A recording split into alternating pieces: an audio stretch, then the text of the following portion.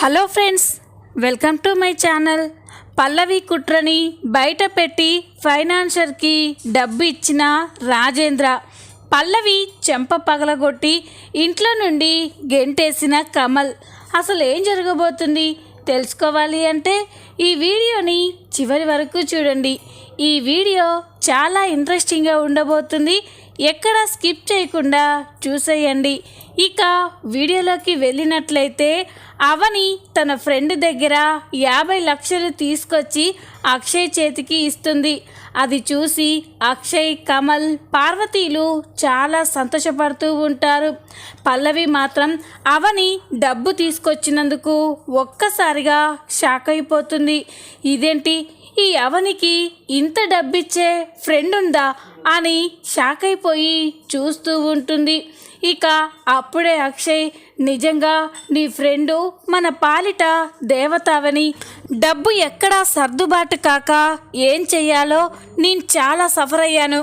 నిజంగా నీ ఫ్రెండు చాలా గ్రేట్ అని అంటూ ఉంటే కమల్ కూడా, అవునదినా, ఈ రోజుల్లో కూడా ఇంత సహాయం చేసే ఫ్రెండ్ ఉండడం నిజంగా ఆశ్చర్యంగా ఉంది అని అనగానే, నిజమే కన్నయ్య, అంతేకాదండి, అది నాకు ఇంత డబ్బిచ్చింది, కనీసం ఒక్క ప్రామిసరీ నోట్ కూడా లేదు, నేను ఎలాంటి షూరిటీ కూడా పెట్టలేదు, కేవలం నా మీద ఉన్న నమ్మకంతో నేను తన ఫ్రెండ్ననే నాకు ఇంత సాయం చేసిందండి అని అంటూ ఉంటే ఇక అందరూ కూడా చాలా సంతోషపడుతూ ఉంటారు. నీలాంటి మంచి మనిషిని ఎవరైనా నమ్ముతారవని అని పార్వతి కూడా అవనిని మెచ్చుకుంటూ ఉంటుంది. ఇదంతా చూసి పల్లవి అయితే కోపంతో రగిలిపోతూ ఉంటుంది. ఈ అవని చుట్టూ ఉచ్చు బిగుసుకుంటుంది అంటే ఈ అవని మాత్రం చాలా తెలివిగా ప్రతి సమస్యని సాల్వ్ చేసుకుంటూ వెళ్తుంది. అని ఇక పల్లవి అయితే అక్కడి నుండి వెళ్ళిపోతుంది. ఇక అవని, ఏమండి, ఈ డబ్బు ఫైనాన్షియర్కి ఇచ్చేసి సెటిల్ చేయండి, మళ్ళీ మన కన్స్ట్రక్షన్లో వర్క్ స్టార్ట్ చేయండి అని అనగానే, అలాగే అవని, ఈరోజు సండే కదా, అందుకే రేపు ఫైనాన్షియర్ని ఇంటికే వచ్చి డబ్బు కలెక్ట్ చేసుకొని వెళ్ళమని చెప్దాం అని అనగానే, అలాగేనండి అని అంటుంది. అవని, ఈ డబ్బు నీ దగ్గరే భద్రంగా దాచు అని చెప్పగానే ఈ అవని అయితే ఆ డబ్బు బ్యాగు తీసుకొని తన గదిలోకి వెళ్ళి కబోర్డ్లో దాచిపెడుతూ ఉంటుంది. ఇదంతా కూడా పల్లవి చూస్తూనే ఉంటుంది. ఇక పక్కకు వెళ్ళి రాజేశ్వరికి ఫోన్ చేస్తుంది. పల్లవి నుండి ఫోన్ రాగానే రాజేశ్వరి ఫోన్ లిఫ్ట్ చేసి, చెప్పు పల్లవి, ఏంటి పరిస్థితి? మనం ఇచ్చిన షాక్కి ఆ అవని, అక్షయ్ ఇద్దరు గిలగిలా కొట్టుకుంటున్నారు కదా, ఎక్కడ డబ్బు దొరక్క ఆ అక్షయ్ అవని ఏం చేయాలో అర్థం కాక పిచ్చి వలలా తిరుగుతున్నారు కదా అని అంటూ ఉంటే, మామ్, నువ్వు చాలా ఓవర్గా ఎక్స్పెక్టేషన్స్ పెట్టుకుంటున్నావు. మనం ఆ అవనిని చాలా తక్కువ అంచనా వేశాం. ఈ కుటుంబానికి ఏ ప్రాబ్లం వచ్చినా ఆ అవని ముందుంటుందని మళ్ళీ ప్రూవ్ చేసింది మామ్ అని అనగానే రాజేశ్వరి షాక్ అయిపోతుంది. ఏంటి పల్లవి నువ్వు చెప్పేది అంటే అని అనగానే, అవును మామ్, ఆ అవని ఫైనాన్షియర్కి ఇవ్వాల్సిన డబ్బు మొత్తం ఏర్పాటు చేసింది అని అనగానే రాజేశ్వరి ఒక్కసారిగా షాక్ అయిపోతుంది. ఏంటి పల్లవి, అంత డబ్బు ఆ అవని ఎలా ఏర్పాటు చేసింది? అక్షయ్ ఫ్రెండ్ సర్కిల్ నుండి, మీ డాడీ ఫ్రెండ్ సర్కిల్ నుండి ఎవరు హెల్ప్ చేయకుండా నేను చూశాను కదా, మరి అవనికి ఎవరు అంత డబ్బు ఇచ్చారు అని అనగానే, మామ్, నువ్వు అక్షయ్ ఫ్రెండ్ సర్కిల్ని, డాడ్ ఫ్రెండ్ సర్కిల్ని కంట్రోల్ చేయగలిగావు, కానీ అవని ఫ్రెండ్ సర్కిల్ని కంట్రోల్ చేయలేదు కదా. అవని ఫ్రెండే తనకి 50 లక్షల రూపాయలు ఎలాంటి షూరిటీ లేకుండా ఇచ్చిందంట అని అనగానే రాజేశ్వరి ఒక్కసారిగా షాక్ అయిపోతుంది. ఇప్పుడు ఏం చెయ్యాలో అర్థం కావట్లేదు మామ్. ఇప్పుడు ఆ ఫైనాన్షియర్కి డబ్బు కట్టకపోతే సైట్ ఆంక్షలు వేస్తానని, అక్షయ్ జైలుకు వెళ్తారని మనం ఎంతో అనుకున్నాము. ఆ అక్షయ్ కలలు కన్నా డ్రీమ్ ప్రాజెక్ట్ ఆగిపోతుందని, అవనిని అక్షయ్ని దెబ్బ కొట్టాలని ఎంతో ప్లాన్ చేశాము, కానీ ఆ అవని చాలా తెలివిగా తప్పించుకుంది అని అనగానే ఇక రాజేశ్వరి కోపంగా ఆలోచిస్తూ ఉంటుంది. చూడు పల్లవి, ఇంకా అవకాశం మన చేతుల్లోనే ఉంది అని అంటూ ఉంటే, ఏం మాట్లాడుతున్నావు మామ్ అని అంటుంది. అవును పల్లవి, ఆ డబ్బు ఫైనాన్షియర్కి కట్టేశారా అని అనగానే, లేదు, ఫోన్ చేసి రేపు ఉదయం ఇంటికొచ్చి డబ్బు కలెక్ట్ చేసుకోమని చెప్పారు అని అనగానే, అయితే ఈరోజు రాత్రికే ఆ డబ్బు మాయమైపోవాలి అని అంటుంది. అది విని పల్లవి ఒక్కసారిగా షాక్ అయిపోతుంది. ఏమంటున్నావు మామ్ అని అంటూ ఉంటే, ఇంకా అర్థం కాలేదా పల్లవి, నువ్వు ఏం చేసైనా ఆవని తెచ్చిన డబ్బు దొంగతనం చేసి ఆ ఫైనాన్షియర్కి కట్టకుండా చేయాలి అని అనగానే పల్లవి షాక్ అయిపోతుంది. ఇది నేను చేయగలనా మామ్ అని అంటూ ఉంటే, చూడు పల్లవి, నువ్వు అనుకుంటే ఏదైనా చేయగలవు. ఆ ఆవని, అక్షయ్, మీనాక్షిల మీద మనం పగ తీర్చుకోవాలి అంటే, మనం అనుకున్నది జరగాలి అంటే ఫైనాన్షియర్కి డబ్బు కట్టకూడదు. నువ్వు ఆ డబ్బుని దొంగతనం చేసేయి అని అనగానే పల్లవి కూడా, ఓకే మామ్, ఆ ఆవని బాధపడడానికి నేను ఏమైనా చేస్తాను. నువ్వు చెప్పినట్టే ఈరోజు రాత్రికి నేను ఆ డబ్బుని దొంగతనం చేస్తాను అని పల్లవి చెప్తూ ఉంటుంది. జాగ్రత్త పల్లవి, ఎవరి కంట పడకుండా తెలివిగా ప్లాన్ చేయి అని అనగానే, ఓకే మామ్, నేను చూసుకుంటాను అని పల్లవి ఫోన్ కట్ చేస్తుంది. ఇక ఇంట్లో అందరూ కూడా డబ్బు సర్దుబాటైనందుకు సమస్య తీరిపోయిందని చాలా సంతోషంగా సంబరాలు చేసుకుంటూ ఉంటారు. రాత్రి కాగానే అందరూ కూడా ఆరు బయట భోజనం చేస్తూ చాలా సరదాగా గడుపుతూ ఉంటారు. ఇక అప్పుడే పల్లవి భోజనం చేయడానికి అక్కడికి వెళ్ళకపోవడంతో పార్వతి, కమల్, ఏంట్రా పల్లవి భోజనం చేయడానికి రాలేదేంటి అని అనగానే, ఏమో అమ్మా, దానికి ఆకలేస్తే అదే వస్తుందిలే, అయినా ఆకలి అవుతున్న వాళ్ళని వదిలిపెట్టి రాని వాళ్ళ గురించి ఆలోచిస్తావేంటమ్మా అని అంటూ ఉంటే, కన్నయ్య అలా అంటే ఎలా, ఉండు, నేను వెళ్ళి పల్లవిని తీసుకొస్తాను అని అవని పల్లవిని భోజనానికి తీసుకురావడానికి పల్లవి దగ్గరికి వెళ్తుంది. ఇక పల్లవి అయితే చాలా టెన్షన్గా ఆలోచిస్తూ ఉంటుంది. అవని పల్లవిని చూసి, పల్లవి అని అనగానే, ఏంటి అని పల్లవి అంటుంది. ఏంటి, ఇంట్లో అంతా సమస్య తీరిపోయిందని చాలా సంతోషంగా ఉన్నారు. ఇన్నాళ్ళకి ఈ ఇంట్లో అందరి మొహాల్లో చిరునవ్వు కనిపిస్తుంది. మరి నువ్వెందుకు ఇంత అప్సెట్లో, ఇంత టెన్షన్లో ఉన్నావు? అంటే ఈ ప్రాబ్లం సాల్వ్ అవ్వడం నీకు ఇష్టం లేదా అని అనగానే పల్లవి షాక్ అయిపోతుంది.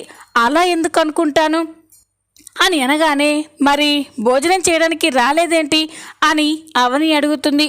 నాకు ఆకలిగా లేదు, వెళ్ళి మీరు తినండి అని అనగానే, అదేంటి, రోజు అందరికంటే ముందు నువ్వే ఆకలి అని భోజనానికి వస్తావు కదా, మరి ఈరోజు ఏమైంది అని అవని అడగగానే, ఏమైతే ఏంటి, అన్నీ నీతో చెప్పాలా, నాకు కాస్త హెడేక్గా ఉంది, ఒక్క పూట తినకపోతే ఏం చచ్చిపోన్లే, ఇక్కడి నుంచి వెళ్ళు అని అనగానే ఈ కవని కూడా ఏమీ మాట్లాడకుండా అక్కడి నుండి వెళ్ళిపోతుంది. ఇంట్లో అందరూ కూడా ఆరు బయట చాలా సరదాగా కబుర్లు చెప్పుకుంటూ భోజనం చేస్తూ ఉంటారు. అది గమనించిన పల్లవి, నేను ఆ అవని దగ్గర ఉన్న డబ్బు దొంగతనం చేయడానికి ఇంతకంటే మంచి ఛాన్స్ ఉండదు, ఇప్పుడే వెళ్ళి ఆవని గదిలో ఉన్న ఆ డబ్బున్న బ్యాగ్ని తీసుకొచ్చేస్తాను అని పల్లవి అయితే ఇక దొంగచాటుగా అవని గదిలోకి వెళ్తుంది.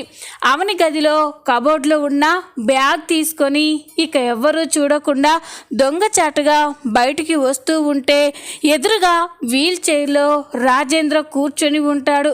రాజేంద్రని చూసి పల్లవి ఒక్కసారిగా షాక్ అయిపోతుంది. ఇక కంగారు పడుతూ, ఇదేంటి, ఈ ముసలోడు నా వైపే చూస్తున్నాడు, నిజంగా ఈ ముసలోడు కోమా నుండి బయటికి వచ్చాడా లేక నటిస్తున్నాడా, కోపంగా చూస్తున్నట్టు కనిపిస్తుంది అని పల్లవి అయితే అనుకుంటూ, మామయ్య గారు అది అని అంటూ ఉంటే రాజేంద్ర కదలిక లేకుండా అలాగే చూస్తూ ఉంటాడు.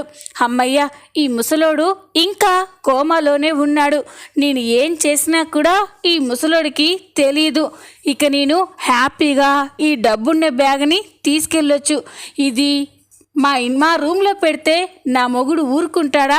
ఎలాగైనా దొరకబడతాడు. ఈ బ్యాగ్ని ఎవరికంట పడకుండా ఎక్కడ పెట్టాలి అని పల్లవి ఆలోచించి ఇంటెనక ఉన్న గార్డెన్లో ఒక గొయ్యి తీసి బ్యాగ్ని ఆ గొయ్యిలో పెట్టాలి అనుకుంటుంది.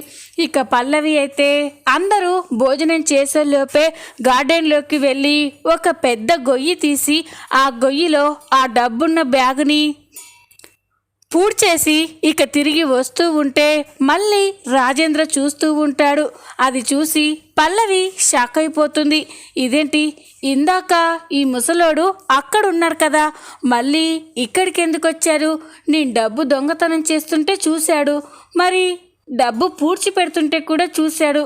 ముసలోడికి అన్నీ అర్థమవుతున్నాయా అని ఇక పల్లవి అయితే రాజేంద్ర దగ్గరికి వెళ్ళి చేతులు ఊపుతూ అటు ఇటు సైగలు చేస్తూ ఉంటుంది.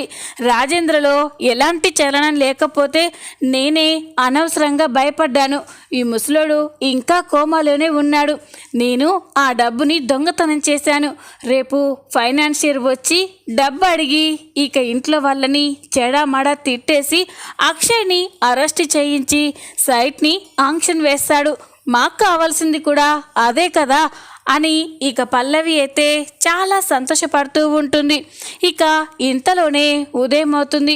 ఉదయం కాగానే ఫైనాన్షియర్ కార్లో అక్కడికి వస్తాడు. ఫైనాన్షియర్ అక్కడికి రాగానే అక్షయ్, అవని, పార్వతి, కమల్లు షాక్ అయిపోతారు. ఏంటండి ఇంత ఉదయాన్నే వచ్చారు అని అనగానే, నిన్ననే ఫోన్ చేసి డబ్బు వచ్చింది కలెక్ట్ చేసుకోమని చెప్పారు కదా, అందుకే డబ్బు కోసం వచ్చాను. నాకు వేరే అర్జెంట్ పనుంది, నా డబ్బు నాకు ఇచ్చేస్తే నేను వెళ్తాను అని అనగానే కమల్కి చాలా కోపం వస్తుంది. ఏంటండి ఊరుకుంటామంటే చాలా ఎక్కువ చేస్తున్నారు.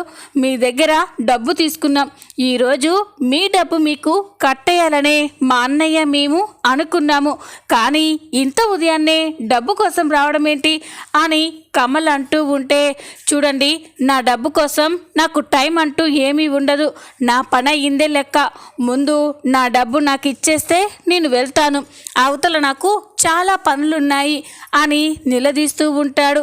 ఇక అప్పుడే కమల్ ఫైనాన్షియర్తో గొడవ పడుతూ ఉంటే ఇక అక్షయ్, రే కమల్, ఎలాగో అతని డబ్బు అతనికి ఇచ్చేయాలనుకున్నాం కదా, ఎప్పుడైతేనేంటి అవని వెళ్ళి డబ్బు తీసుకురా అని చెప్పగానే ఇక అవని అలాగేనండి అని గదిలోకి వెళ్ళి తన కబోర్డ్లో తను పెట్టిన బ్యాగ్ కోసం వెతుకుతూ ఉంటుంది.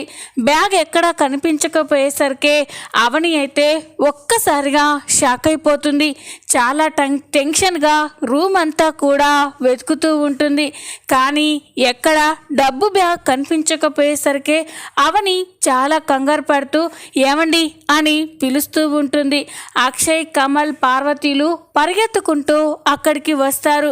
ఏమైందవని అని అనగానే, నేను కబోర్డ్లో పెట్టిన డబ్బుల బ్యాగు కనిపించట్లేదండి అని అనగానే అక్షయ్, కమల్, పార్వతీలు ఒక్కసారిగా షాక్ అయిపోతారు. ఇక అక్షయ్, ఏంటవని రాత్రి కదా డబ్బు రూమ్లో దాచిపెట్టావు, అప్పుడే ఎక్కడికి వెళ్ళిపోతుంది, సరిగ్గా చూసావా అని అనగానే సరిగ్గానే చూశానండి, డబ్బు బ్యాగు కనిపించట్లేదు, నాకు చాలా కంగారుగా ఉందండి అని అనగానే ఇక కమల్, అదేంటి రాత్రికి రాత్రే డబ్బు మాయమవ్వడం ఏంటి అని అనగానే ఇక పార్వతి, అంటే రాత్రి మన ఇంట్లో దొంగలు పడినట్టున్నారా, దొంగలు పడి ఆ డబ్బుని ఎత్తుకెళ్ళి ఉంటారు, ఇప్పుడు ఏం చేయాలి అని పార్వతి కంగారు పడుతూ ఉంటుంది. ఇక పల్లవి అయితే మనసులో నవ్వుకుంటూ, ఆ దొంగని నేనే, మీరు ఎంత వెతికినా ఆ డబ్బు మాత్రం మీకు దొరకదు, ఇప్పుడు ఫైనాన్షియర్ దగ్గర పరువు పోయి అందరూ బాధపడుతూ ఉంటారు అని పల్లవి అనుకుంటూ ఉంటుంది. ఇక అక్షయ్, అవని, కమల్లు చాలా బాధగా ఫైనాన్షియర్ దగ్గరికి వస్తారు. ఇక అక్షయ్తో ఫైనాన్షియర్, ఏంటి డబ్బు తీసుకొస్తానని నా డబ్బు నాకు మొహాన కొడతానని తెగ బిల్డప్లు ఇచ్చి ఉట్టి చేతులతో వచ్చారేంటి, డబ్బు ఎక్కడా అని అడగగానే ఇక అక్షయ్, చూడండి అనుకోకుండా రాత్రి ఇంట్లో దొంగలు పడి మీకు ఇవ్వాల్సిన డబ్బుని ఎత్తుకెళ్ళిపోయారు, నిజానికి నిన్న ఆ డబ్బు తీసుకొచ్చి ఇంట్లో పెట్టాము, ఇప్పుడు కనిపించట్లేదు అని అనగానే ఫైనాన్షియర్ షాక్ అయిపోతాడు. ఇలాంటి కట్టుకథలు ఇంకా ఎన్ని చెప్పి మోసం చేద్దామనుకుంటున్నారు? మీరు చెప్పే మోసాలు, మీరు చెప్పే నాటకాలు వినడానికి ఇక్కడెవరు సిద్ధంగా లేరు. మీకు ఇచ్చిన టైం అయిపోయింది కాబట్టి ఈరోజే నేను సైట్ని ఆంక్షన్ వేస్తాను, మీ కన్స్ట్రక్షన్ని మర్చిపోండి అని ఫైనాన్షియర్ చెప్పగానే ఇక అందరూ కూడా ఒక్కసారిగా షాక్ అయిపోతారు. ఫైనాన్షియర్ వెళ్తూ ఉంటే అవని ఫైనాన్షియర్కి ఎదురు తిరిగి చేతులు జోడించి దండం పెడుతూ ఉంటుంది. సార్, దయచేసి ఇంకొక అవకాశం ఇవ్వండి, ఎలాగైనా మీ డబ్బు మీకు కట్టేస్తాం. నా భర్త ఎంతో కష్టపడి ఆ కన్స్ట్రక్షన్ని స్టార్ట్ చేశారు, దాన్ని అర్ధాంతరంగా ఆపేయొద్దండి ప్లీజ్, మీకు దండం పెడతాను, ఇంకొక అవకాశం ఇవ్వండి అని అవని బ్రతిమలాడుతూ ఉంటే ఇక ఫైనాన్షియర్ కూడా సరేనమ్మా, ఆడపిల్లవి ఇంతలా అర్థిస్తున్నావు కాబట్టి ఇంకొక అవకాశం ఇస్తున్నాను, ఇంకో 2 రోజుల్లో నా డబ్బు నాకు ఇవ్వకపోతే నేను ఊరుకోనమ్మా, నేను అనుకున్నది చేసే తీరుతాను అని అనగానే అలాగేనండి, 2 రోజుల్లో మీ డబ్బు మీకు కట్టేస్తాం అని అవని చెప్తుంది. ఫైనాన్షియర్ అక్కడి నుండి వెళ్ళిపోయిన తర్వాత ఇంట్లో అందరూ కూడా చాలా బాధపడుతూ ఆలోచిస్తూ ఉంటారు. ఇక కమల్, ఏంటదినా ఎప్పుడు లేంది మన ఇంట్లో దొంగలు పడ్డం ఏంటి, మీ గదిలో ఉన్న 50 లక్షలు ఎత్తుకెళ్ళడం ఏంటి, నాకెందుకో నమ్మబుద్ధి కావడం లేదు అని అనగానే ఇక అక్షయ్, ఇది దొంగల పని కాకపోతే ఇంకెవర్రా ఇదంతా చేస్తారు, ఇంట్లో ఉంది మనమే కదా అని అంటూ ఉంటే ఇక పల్లవి అయితే ఇదేంటి నన్ను అనుమానిస్తారా ఏంటి అని టెన్షన్ పడుతూ ఉంటుంది. ఇక అవని, ఇప్పుడు పోయిన డబ్బు గురించి కాదండి, అసలు ఏం చెయ్యాలో ఆలోచించండి, పోయిన డబ్బు ఎక్కడికి వెళ్ళిందో తెలుసుకోవాలి, వెళ్ళి పోలీస్ కంప్లైంట్ ఇద్దాం అని అనగానే సరే అవని అని అవని అక్షయ్ ఇద్దరూ కూడా పోలీస్ కంప్లైంట్ ఇవ్వడానికి వెళ్ళిపోతారు.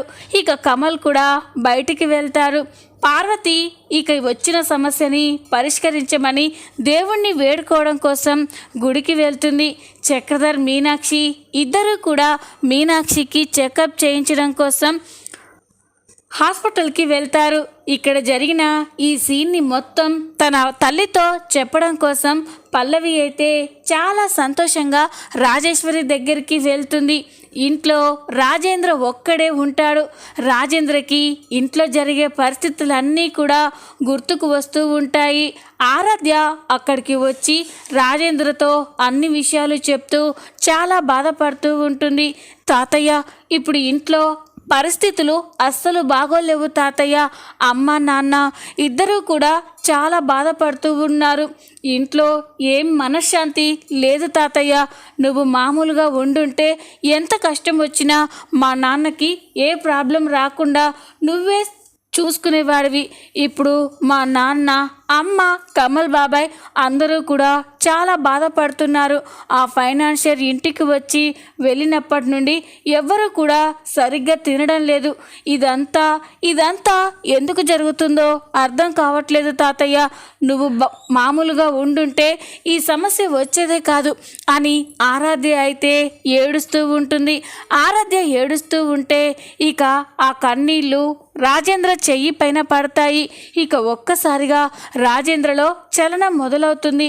ఇక తేరుకొని ఆరాధ్యని చూసి, అమ్మ ఆరాధ్య, ఏడవకమ్మా అని అంటూ ఉంటే, ఏడవకుండా ఎలా ఉంటాను తాతయ్య అని ఆరాధ్య అంటూ, ఏంటి తాతయ్య మీరు మామూలు మనిషి అయిపోయారా అని అనగానే, అవునమ్మా, ఇంట్లో జరిగే పరిస్థితులన్నీ నాకు అర్థమవుతున్నాయి, కానీ నేను తిరిగి మాట్లాడలేని పరిస్థితి, ఇప్పటికీ నాకు స్పృహ వచ్చింది అని అనగానే, తాతయ్య ఇంట్లో పరిస్థితులు బాగోలేవు అని అనగానే, నాకు తెలుసమ్మా, అన్నీ నాకు అర్థమవుతూనే ఉన్నాయి, ఈ సమస్య ఎవరి వల్ల వచ్చిందో కూడా నాకు బాగా తెలుసు అని అనగానే, ఏమంటున్నావు తాతయ్య, ఇంట్లో 50 లక్షల రూపాయలు పోయాయి, అవి ఎక్కడికి వెళ్ళాయో ఏమైపోయాయో అర్థం కావట్లేదు అని అంటూ ఉంటే, ఆ డబ్బు ఎక్కడుందో నాకు బాగా తెలుసమ్మా, పద వెళ్ళి ఆ డబ్బు తీసుకొద్దాం అని అనగానే ఆరాధ్య ఒక్కసారిగా షాక్ అయిపోతుంది.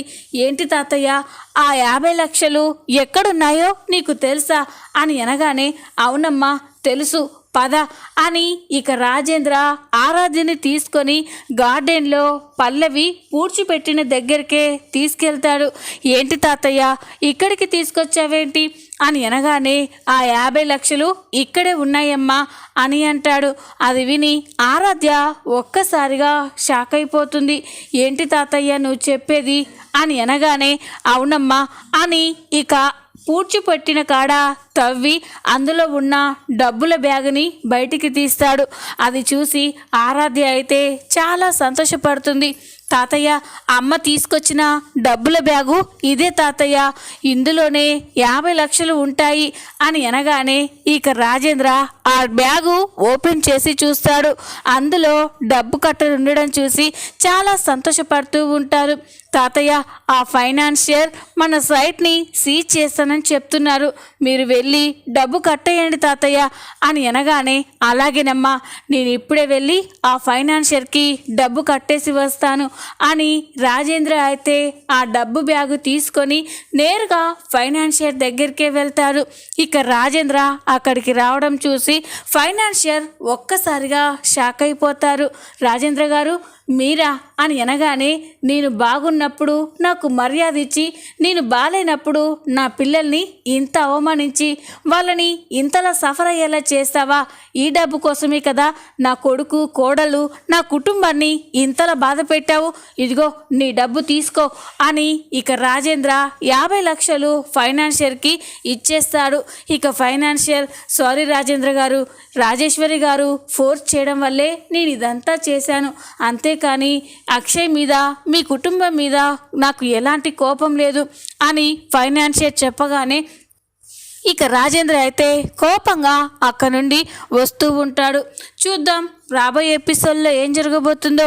ఈ వీడియో కనుక మీకు నచ్చినట్లయితే లైక్ చేయండి, సబ్స్క్రైబ్ చేసుకోండి. Thanks for watching.